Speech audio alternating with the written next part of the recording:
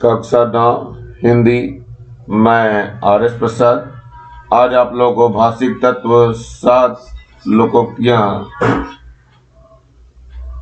कराने जा रहा हूं। चलिए देखिए इसमें क्या दिया हुआ है।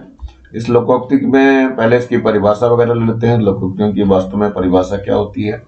तो सबसे पहले यह है, जब कोई नीतिपूर्ण या जीवन सत्य को व्यक्त करने वाली बात आम प्रयोग में प्रचलित हो जाती है तब वह लोकोक्ति कहलाती है। अधिकतर लोकोक्ति दृष्टा या उपदेश के रूप में होती है, जैसे काला अक्षर भैंस बराबर। मुहावरे और लोकोक्ति में अंतर भी समझ लो अच्छी तरह से। जब कोई वाक्यांश अपने साधारण अर्थ को छोड़कर विलक्षण अर्थ को प्रकट करे तो उसे मुहावरा कहते हैं, जबकि लोकोक्ति विशेष अर्थ से किसी सच्चाई को प्रकट करती है। चलिए इसके कुछ उदाहरण को देखते हैं और फिर स्पष्ट हो जाएगा। सबसे पहला ले रहे हैं हम, दूध का दूध और पानी का पानी। बहुत बोला जाता है, ये निष्पक्ष निर्णय लेना होता है। पंचायत के निर्णय ने दूध का दूध और पानी का पानी कर दिया। नंबर 2 आता है, सिर मुड़ाते ही ओले पड़े, प्रारंभ में ही हानि। रहमान ने जैसे ही मकान बनवाना प्रारंभ किया, घनघोर वर्षा हुई और बना हुआ मकान धराशायी हो गया। बेचारे पर सिर मुड़ाते ही ओले पड़े। नंबर 3 आता है, अज्जल गगरी छलकत जाए, यानी थोड़ी विद्या या थोड़ा धन पाकर घमंड करना। बहुत से लोग थोड़ा धन पाकर ही अज्जल गगरी की तरह छलकने लगते हैं। नंबर 4 पे आता है, अब पछताए होत क्या जब चिड़िया चुग गई खेत, यानी अवसर बीत जाने पर पश्चाताप करने से कोई लाभ नहीं। इसका अनुवाद देख लेते हैं क्या है प्रयोग का। परीक्षा में अनुत्तीर्ण होने के बाद रोते हुए बालक को देखकर उसकी माँ उससे कहने लगी, अब पछताए होत क्या जब चिड़िया चुग गई खेत। नंबर 4 पे आता है, अंधे के हाथ बटेर, अपात व्यक्ति को अच्छी चीज मिल जाना। ड्राइवर को एकाएक कहीं का मंत्री बना दिया जाना अंधे के हाथ बटेर लगना है। नंबर 6, आ बैल मुझे मार, जबरन संकट मोल लेना। कुछ लोगों में आ बैल मुझे मारने की आदत होती है, यानी आ बैल मुझे मार की आदत होती है, यानी जबरदस्ती ले लेते हैं पंगा। नंबर 7 पे चलते हैं हम, खग ही जाने खग की भाषा, यानी साथ उठने बैठने वाले गुण अवगुण को जानते हैं। एक गूंगा दूसरे गूंगे को बहुत अच्छी तरह कोई बात समझा सकता है, क्योंकि खग ही जाने खग की भाषा। नंबर 8 पे आते हैं, खोदा पहाड़ निकली चुहिया, बहुत परिश्रम कम फल। इसका अर्थ है बहुत ज्यादा परिश्रम करने पर कम फल मिले। भागते हुए चोर का पुलिस ने दूर तक पीछा किया, किंतु उससे कुछ भी बरामद नहीं हुआ। एक 10 का नोट मिला, वह बनाकर बोला, खोदा पहाड़ निकली चुहिया। चलिए नंबर है ये अगला 9 नंबर, घर का भेदी लंका ढावे। भेद जानने वाला दुश्मन बहुत खतरनाक होता है। वह अपने घर के लोगों के कारण मुकदमा हार गया, क्योंकि कहा गया है कि घर का भेदी लंका ढावे। नंबर 10 की बात करते हैं, गरीबी में आटा गीला, विपत्ति में वृद्धि होना। परेश के पिता ने बड़ी मुश्किल से उसकी फीस के लिए पैसे जोड़े थे, किंतु उन्हें उन पैसों को बेटी की बीमारी में खर्च करने पड़े। इसी को कहते हैं गरीबी में आटा गीला। नंबर 11 पे आता है, थोता चना बाजे घना, ज्ञान कम दिखावा अधिक।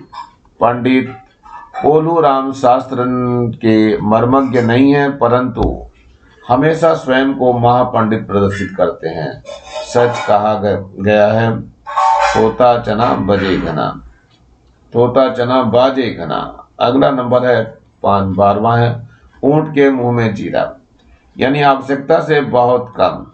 200 बच्चों के लिए 2 किलो मिठाई तो ऊंट के मुंह में जीरा के समान होगी। नंबर 13 पे चलते हैं, अपना लाल गंवाए के घर घर मांगे भीख, अपनी अच्छी वस्तु खोकर दूसरे से सहायता मांगना। चतुर्मनुष्य अपना लाल गंवाए के घर घर मांगे भीख वाली स्थिति अपने जीवन में नहीं आने देते हैं। नंबर 14 है आंख का अंधा गांठ का पूरा। मूर्ख धनी। बहुत से धनी आंख के अंदर और गांठ से पूरा हुआ करते हैं। उनका बुद्धि से कोई वास्ता नहीं होता, किंतु धन्ना से रहते हैं। नंबर 15 पे आ जाइए।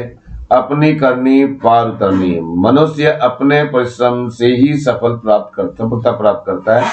दूसरों पर भरोसा करके फालतू बैठे रहना ठीक बात नहीं है, क्योंकि अपनी करनी से ही पार उतरना पड़ता है।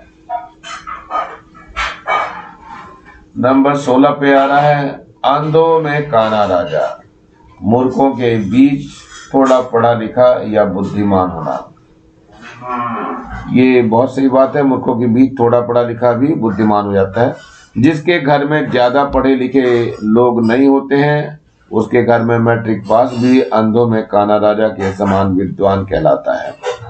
नंबर 17 की बात करो। अपना हाथ जगन्नाथ। हर जगह सफलता प्राप्त करना। वह जिस वस्तु के लिए प्रयास करता है उसे वह मिल जाती है। ऐसा लगता है कि उसका हाथ जगन्नाथ है। नंबर 18 पे आ रहा है अंधेरी नगरी चौपट राजा। गड़बड़ प्रशासन के कारण अव्यवस्था। किसी भी संस्था में जब योग्य प्रशासन नहीं होता है तो वहां बड़ी अव्यवस्था फैलती है तथा अंधेर नगरी चौपट राजा जैसी स्थिति आ जाती है। नंबर 19 आता है आम गुठली के दाम, यानी दूना लाभ। रामलाल को बेटे के जन्म दिवस पर इतने उपहार मिले कि उसने खर्चे से चौगुना प्राप्त कर लिया। इसी को कहते हैं आम गुठली के दाम। नंबर 20 है अकेला चना भार नहीं फोड़ता। अकेला व्यक्ति कोई काम नहीं कर सकता। परिवार या राष्ट्र की प्रगति सबके सम्मिलित प्रयास और सहयोग पर निर्भर है। अकेला मुखिया कुछ नहीं कर सकता, क्योंकि अकेला चना भार नहीं फोड़ता।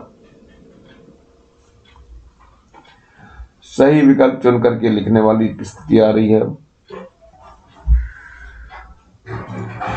पहला है उपसर्ग शब्द में जुड़कर नया शब्द बनता है। तो कहाँ बनता है? पूर्व में, मध्य में, आगे या उपयुक्त सभी हैं। तो पहला बच्चा ये ए है, यानी पूर्व में उपसर्ग जुड़ता है। हमेशा ध्यान रखना बच्चों, पूर्व में ही उपसर्ग जुड़ता है। नंबर 2 की बात करते हैं। प्रत्यय जुड़ता है। प्रत्यय कहाँ जुड़ता है ये आपको बताना है। शब्द के पूर्व में, शब्द के बाद में, शब्द के बीच में या शब्द के आगे पीछे दोनों। तो बच्चों ये बी वाला ऑप्शन सही है, शब्द के बाद में जुड़ता है ये। नंबर 3 पे आ जाओ। अश्व का पर्यायवाची शब्द है। इस तरह के प्रश्न पूछे जाते हैं बच्चों। अश्व का पर्यायवाची शब्द है, तो ये आपका है वाजी होता है, तुरंग होता है, या घोड़ा होता है, या आपका उपयुक्त सभी होता है। तो ये बच्चों उपयुक्त सभी होते हैं, यानी इसमें वाजी भी होता है, तुरंग भी होता है, घोड़ा भी होता है, यानी उपयुक्त सभी आ जाते हैं इसके अंदर। अब आता है नंबर 4 पे। एक एक में संधि है। कौन सी संधि एक एक में बताना है। वृद्धि स्वर संधि है, या गुण स्वर संधि है, या यण स्वर संधि है, या दीर्घ स्वर संधि है। तो बच्चों ये जो है हमारे पास वृद्धि स्वर संधि है, यानी ये वाली संधि है, इसके अंदर वृद्धि स्वर संधि है। चलिए अगले की भी बात कर लेते हैं। ये कुछ उचित संबंध जोड़ने के लिए भी दिया हुआ है। इसमें अ है और ये ब है, तो जरा मिला के देखते हैं।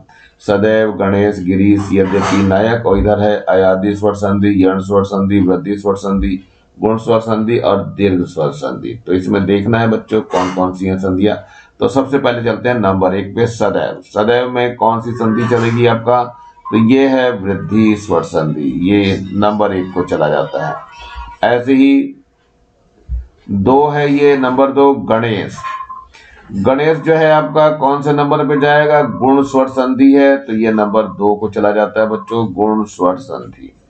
इसके बाद नंबर 3 आता है गिरीश। गिरीश कौन से पे जाता है बच्चों? ये देखते हैं हम, ये दीर्घ स्वर संधि पे जाता है, ये नंबर 3 को जाएगा, यानी दीर्घ स्वर संधि किसमें? गिरीश में। नंबर 4 है यद्यपि। गिरीश हो चुका है हमारा, यद्यपि है। यद्यपि में देखते हैं कौन से नंबर पे जाएगा? तो ये यण स्वर संधि पे जाएगा, यानी नंबर ये 4 को जाएगा। और ऐसे ही आपका लास्ट में आ रहा नायक। नायक बचा, अब एक ही चीज बच गई है, नंबर ए। वो है अयादी स्वर संधि और ये नंबर 5 को जाएगा। और इसी के साथ बच्चों ये समाप्त हो रहा है। नीचे लाल रंग का बटन दिखाई दे रहा है, इसको दबा के इसको जरूर दबा के सब्सक्राइब करेंगे, मेरे चैनल को लाइक करेंगे, कमेंट्स भी करेंगे और ज्यादा से ज्यादा बच्चों को शेयर करेंगे जिससे ज्यादा बच्चों को फायदा हो सके। और इस बेल आइकन को भी दबा लेंगे जिससे मैं नया वीडियो डालूं तो उसका नोटिफिकेशन तुरंत मिल सके और तुरंत फायदा पहुंच सके। Thank you, have a nice day मेरे चैनल को देखने के लिए। और इसी के साथ मैं आर एस प्रसाद सर आज का वीडियो यहीं समाप्त करता हूँ।